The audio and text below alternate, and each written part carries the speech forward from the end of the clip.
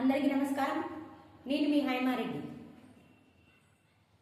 Operation Sindoor విజయం నేపథ్యంలో పాకిస్తాన్ ఉగ్రవాదుల్ని మన భారతదేశ సైన్యం ఏ విధంగా అంతమొందించిందో మనమందరం కూడా చూసాం.